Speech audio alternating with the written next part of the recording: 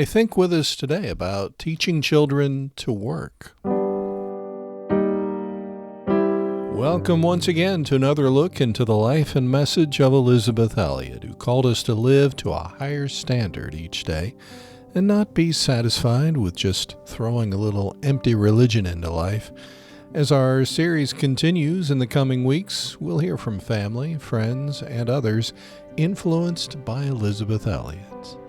Hey, thank you for joining us today. We'll be wrapping up our Gateway to Joy series called The Holy Work of Mothering, and that's part 4 and 5 today, teaching your children to work and discipline, order, and love. We'll be hearing from Elisabeth Martin, granddaughter of Elisabeth Elliot, as she talks about how her grandmother was careful to not offer too much advice, whether it's about work or anything else. And we'll hear from a friend of Elisabeth, Eileen Chambers, as she talks about her mother in the faith. Right now, consider with us the question, can children be happy if we give them work to do? What if you're forced to play the piano, as Elisabeth was? What does she think about that now? Here's part 4 of The Holy Work of Mothering. Are you teaching your children to work? If not, why not? Are you too affluent? Is the child handicapped? Is nobody around to care whether those children work? Parents often say, I want my child to have a happy childhood. I had a very happy childhood. I grew up in a family of 6 children, and the Lord saw to it that my parents were faithful in giving us work to do. That work was a part of our happy childhood. I am absolutely convinced that the child who works enjoys his play far better than the child who does nothing but play. And some of you have raised teenagers who have never had to take any serious work at home. They have not had to take responsibility, and now you're wondering why you can't get your children to work. I was listening to a television program one time on the subject of how to get teenagers to work. Of course, the experts on the panel didn't go back and suggest that they needed to be taught to work from the age of 2 or 3 on up. You don't start when a child is 12 or 13 teaching him to work. So, as usual, there was a lot of nonsense that was propagated from that panel.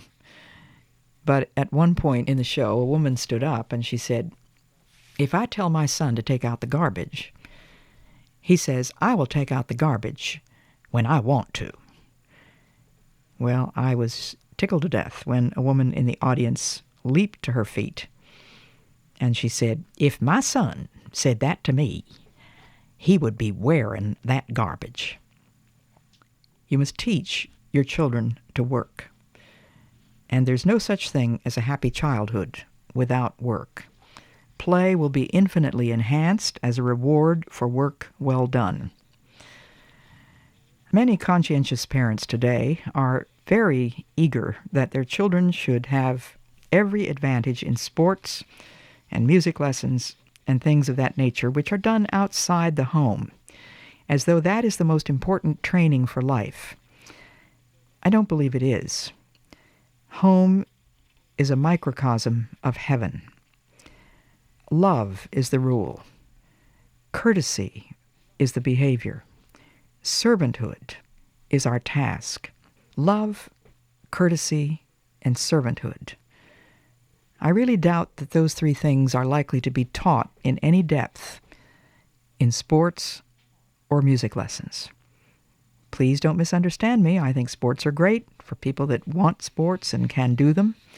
And I think music lessons are wonderful. I'm very, very grateful that my mother insisted that I learn to play the piano. I hated to practice. I wanted to quit, and I quit several times, but she made me go back. She found different teachers for me at times. But to this day, I am very grateful that I was forced to learn to play the piano because I find great pleasure in being able to sit down and just play the great hymns. I can't really play much of anything else, but at least I can do that. But what kind of training for life are your children receiving? Do they have routine jobs? I would certainly hope so. Every child can learn to make his bed, pick up his clothes, put away his toys, hang his towels straight in the bathroom. But what is the child learning by way of serving the rest of the family? Do you pay your children for doing routine jobs? Surely not for making beds, tidying closets and rooms, clearing the table, washing dishes, or taking out the garbage. I hope that you're not paying them for those things. Those are things they're going to have to be doing for the rest of their lives. My friend Arleta Winston told me that they had a system where the children, of course, did all of those things without expecting any pay. But they also had some big jobs for which they would be paid. And Arleta and her husband Joe would write out a 3x5 card describing the job, and the children could choose any card that they wanted or choose not to choose a card. They didn't have to do these jobs, but if they did want to be paid, then they had to do these jobs, and when it was done, the job had to be presented to one of the parents to make sure that it had been done properly. If it wasn't, it was done over again on the child's own time. If it was done properly, the child was paid. And he was paid the going rate that the parents would have had to pay a professional to do that job, chopping wood, sanding floors, doing all sorts of big jobs that the children could learn as they were growing up. And she said, then they had to buy their own clothes with the money that they had been paid. Allowances, I believe, should be independent of regular chores. Many of you know the name Jean Lush. She has some very practical suggestions about these things, and I'm not just dishing out my opinions, but this is what Jean Lush said. Explain the job repeatedly. Check up on the quality of work. In order to teach a child how to make a bed, you make the bed with the child. Say to him, for example, look, I've got the wrinkles on my side. So then the child can pull the wrinkles. Now you working mothers, you are saying, I have no time to work with my children when I come home. It would seem to me that because you do work, this would be a golden opportunity to make it very clear to your children that it is impossible for you to do all the housework. And if you're going to have a happy, well-knit family, the children are going to have to learn to work. They're going to have the table set when you get home and the clutter put away before you get there. Be cheerful as you work. Like the 7 dwarfs, whistle as you work. Sing. Tell stories. And show them that you love work.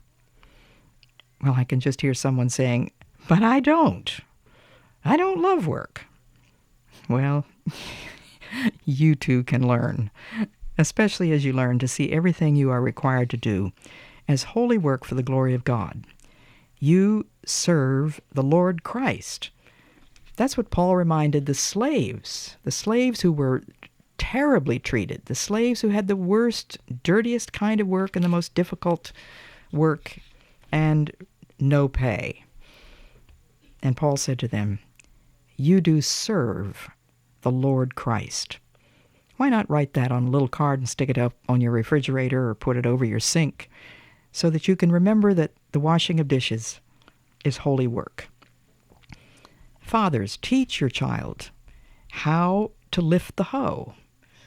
Mothers, teach your children how to stack the dishes, how to wring out a dishcloth.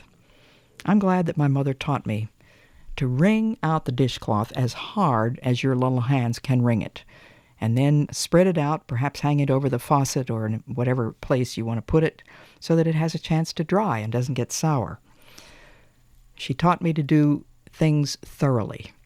When you clean the room, you clean it thoroughly. When you pick up your toys, you pick up all of them. When you make your bed, you make the bed smooth without the wrinkles. And if you're going to wring out a dishcloth or a washcloth, wring it out as hard as you can. Hang up the towels.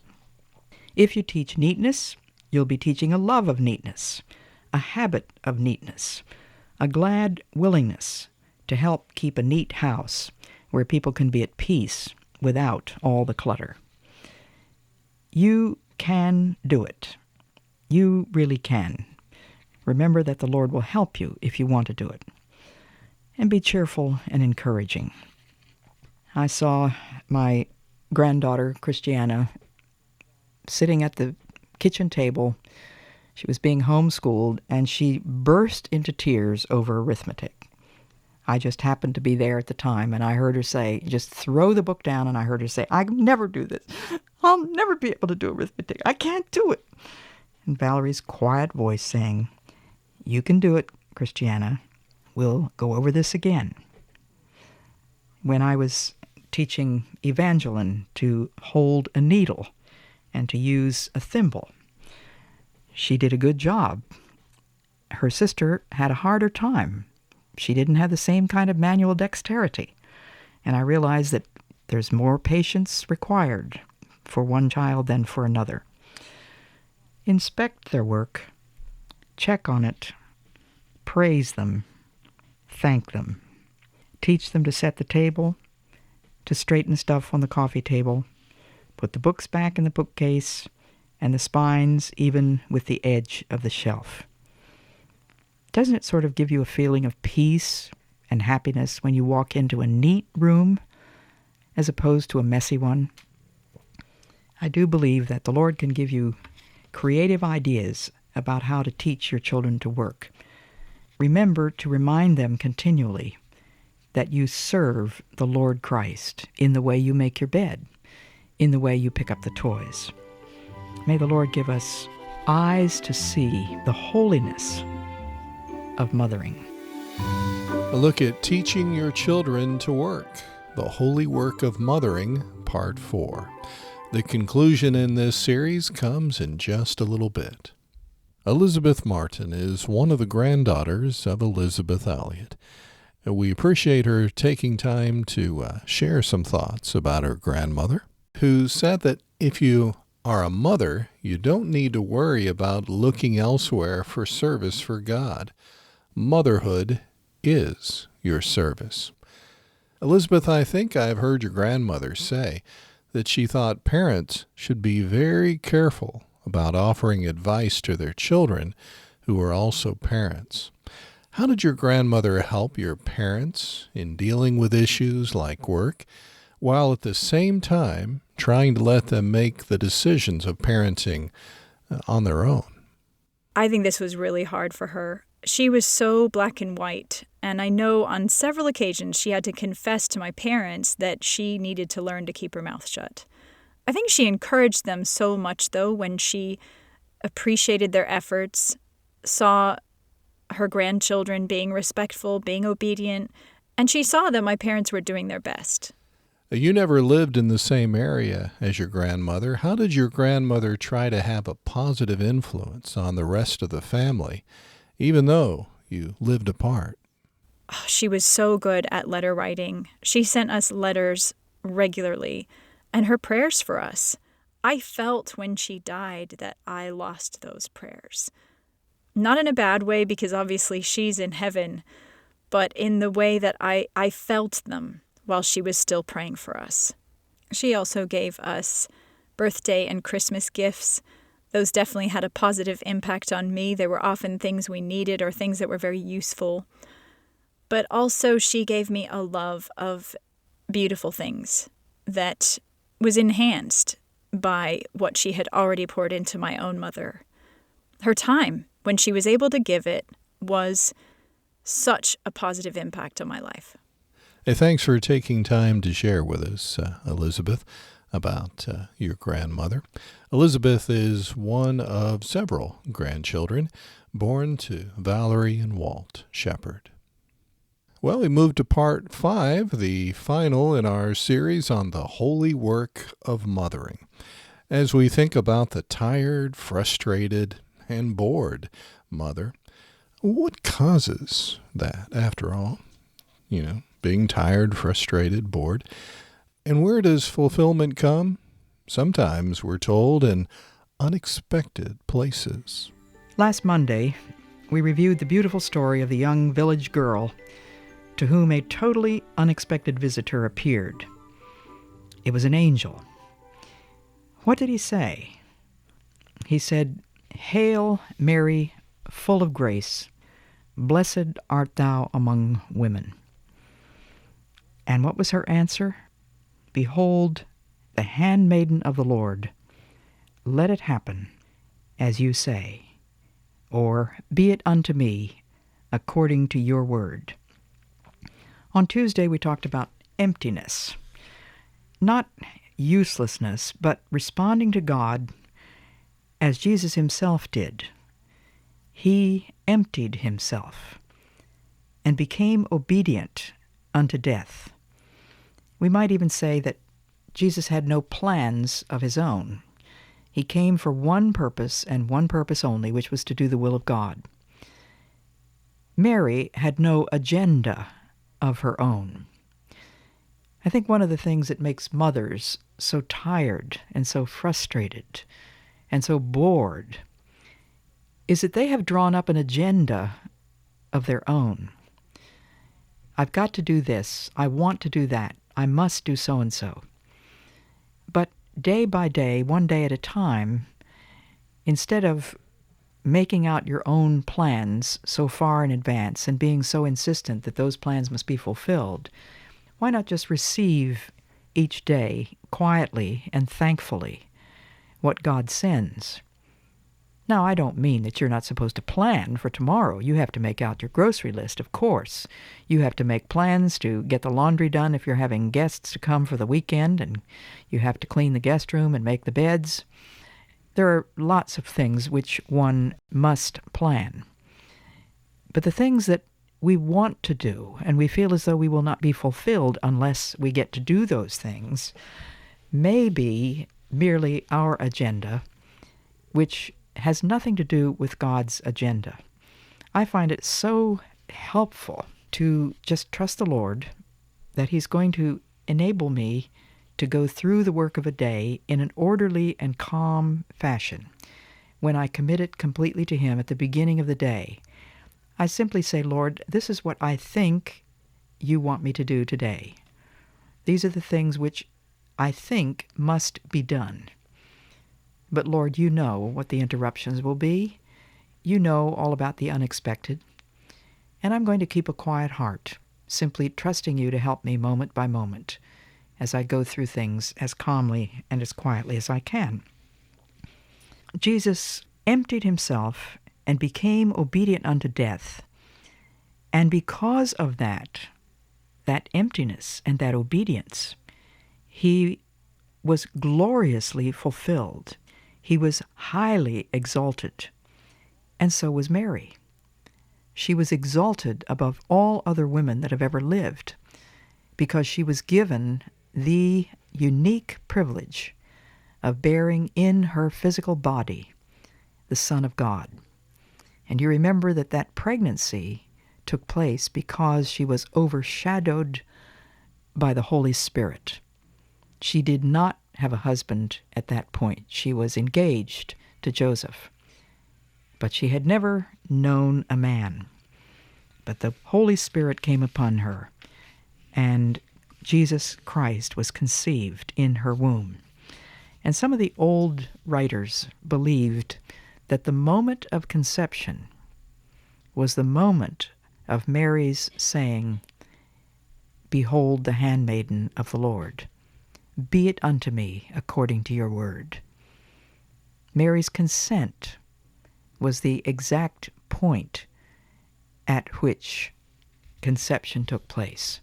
Now, it doesn't say that in the Bible, of course, so you don't need to write me any letters and tell me that.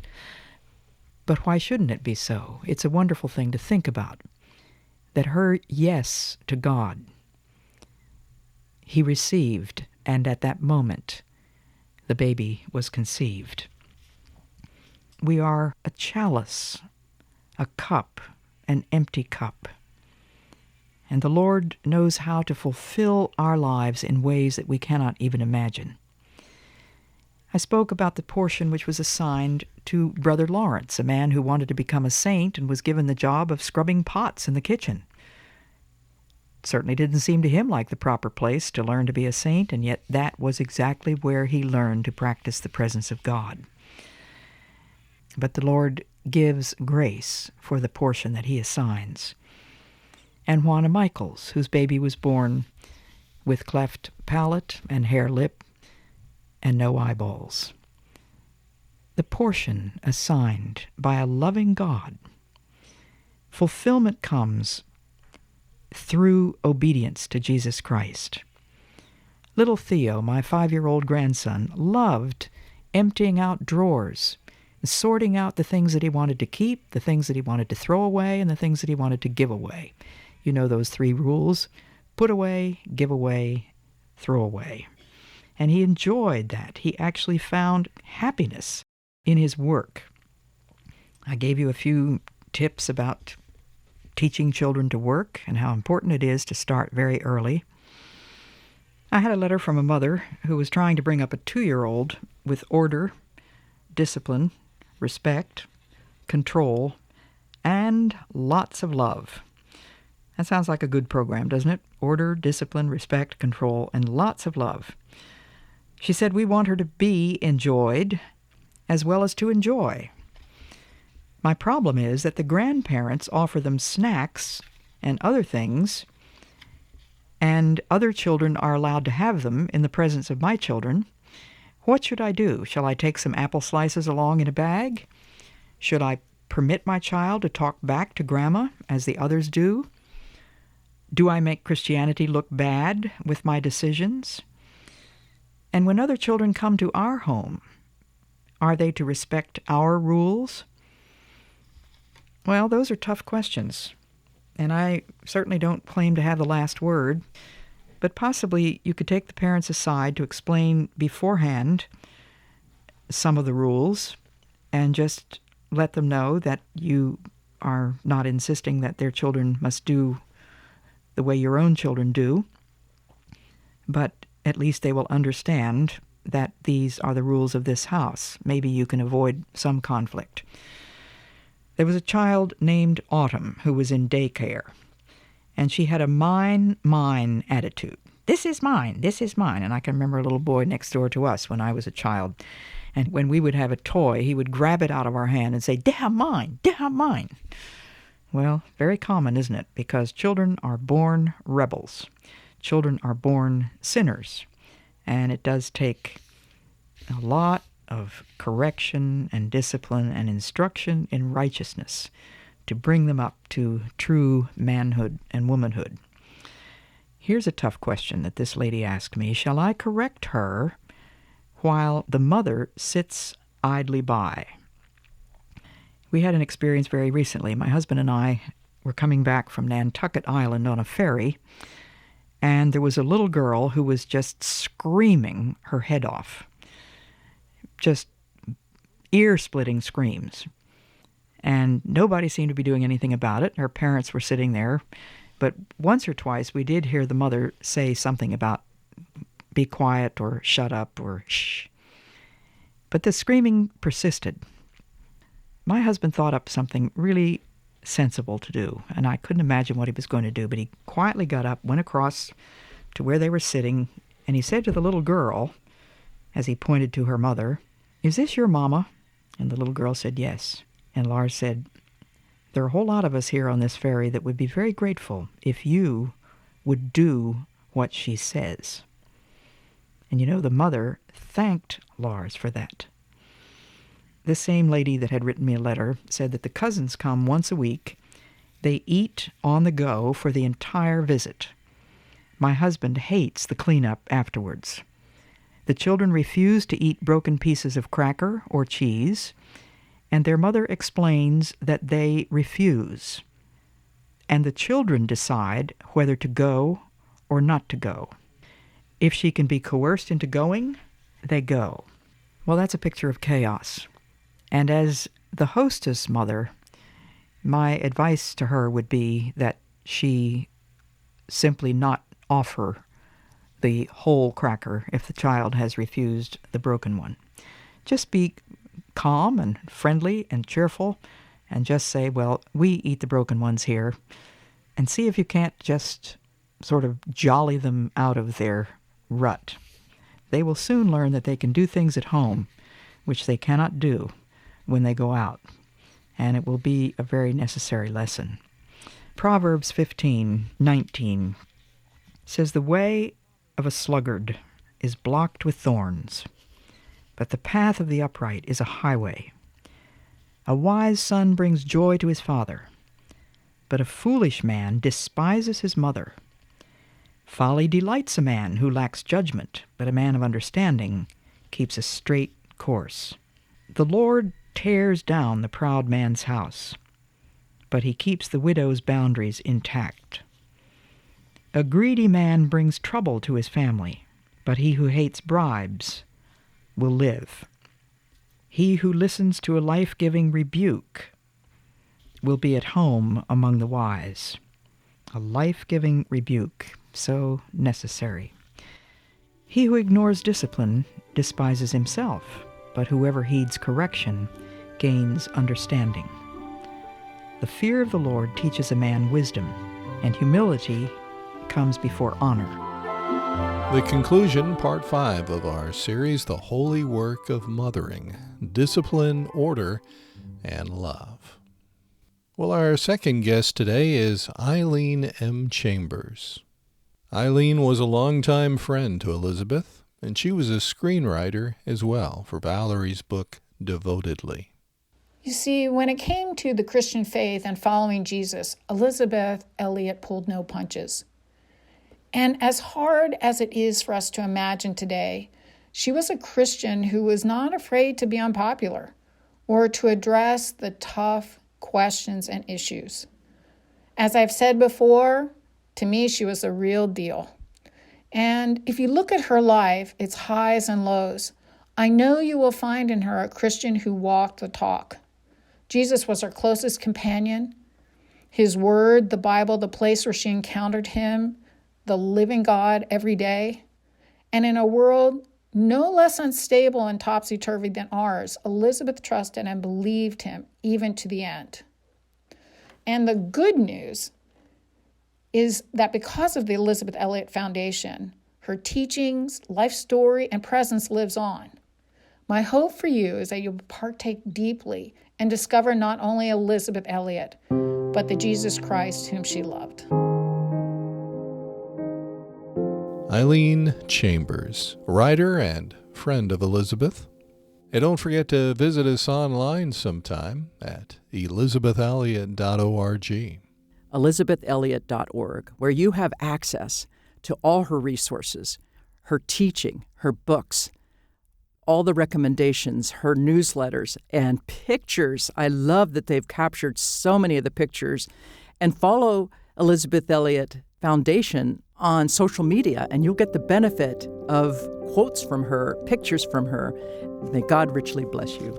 On behalf of the Elisabeth Elliot Foundation, in cooperation with the Bible Broadcasting Network, let me invite you to visit us there, elisabethelliot.org.